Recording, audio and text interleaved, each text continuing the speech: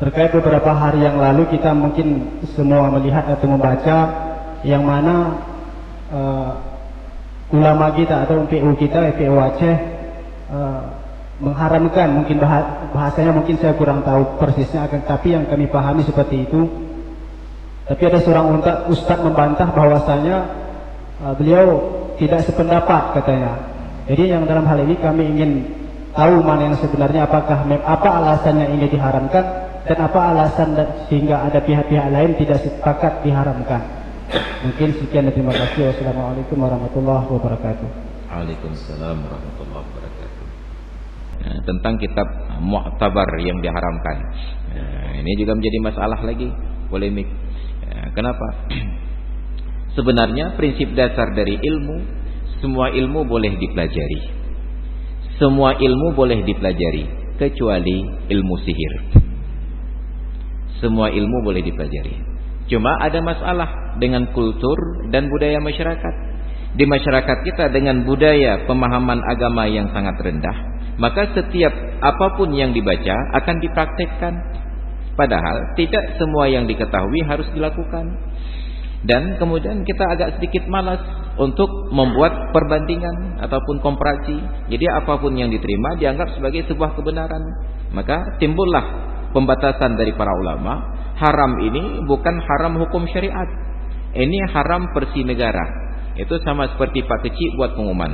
Besok pagi hari Jumat, semua warga Prada yang laki-laki yang sudah balik wajib keluar untuk gotong royong. Nah, ini wajib bukan jenis wajib taklifi dan bukan jenis wajib akli. Wajib hukum akal, ma la yutasawwaru fil aqli adamuhu. Sesuatu yang tidak terbayang di logika kita bahwa itu tidak ada. Bukan pula wajib hukum syariah taklifi, ma yusabu ala fi'lihi wa yu'aqabu ala tarkih. Diberikan pahala kalau dilakukan, berdosa kalau ditinggalkan. Wajib ini masuk jenis dalam kategori wajib ma la budda, sesuatu yang tidak boleh tidak. Maka pengharaman itu bukan berarti belajar membaca kitab-kitab yang tidak mu'tabar itu berdosa, bukan pula berarti belajar kitab-kitab yang ghairu mu'tabar dilarang orang-orang pelajarinya. Tetapi hanya untuk antisipasi, jangan dijadikan itu sebagai sebuah referensi untuk diajarkan yang bertentangan dengan konsep umum. Kenapa? Bab masuk dalam bab sadduz zari'ah, menutup jalan kepada terjadinya perpecahan. Perpecahan antara satu kelompok dengan kelompok yang lain. Kenapa? Karena tidak ada yang menyaring informasi. Semua yang diterima dianggap sebagai sebuah kebenaran. Maka itu adalah kearifan dari majelis ulama melihat perkembangan praktek beragama masyarakat yang semakin lama semakin tinggi benturan-benturannya. Maka diarahkan untuk pelajari saja yang mu'tabar, yang sudah kita kenal, yang sudah akrab.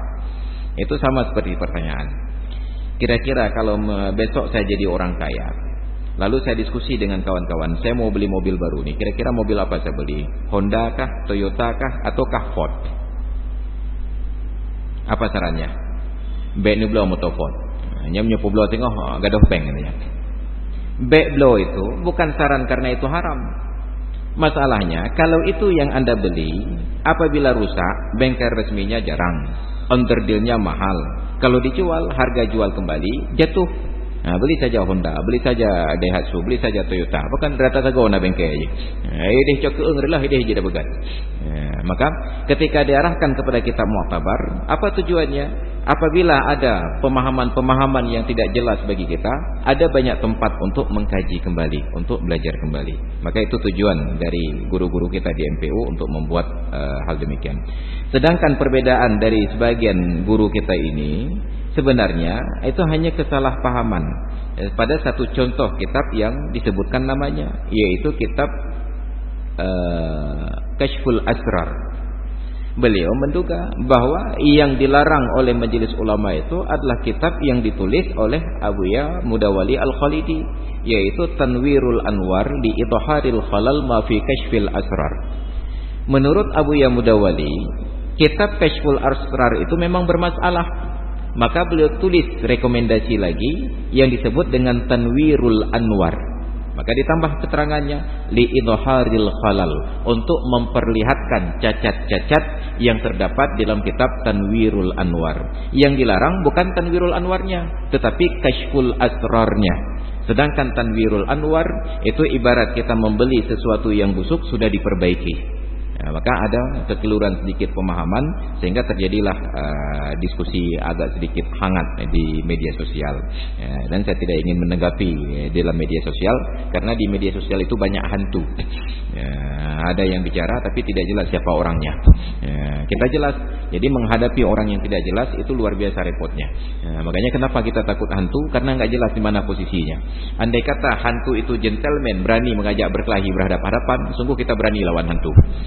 Jak mengkeku dah bukan. Tapi ternyata dia tidak berani berhadapan-hadapan, hanya menakut-nakuti saja. Pelemah unta yang bergerak-gerak.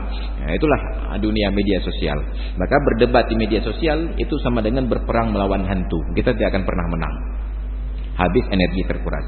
Jadi itu yang disampaikan oleh MPU tadi.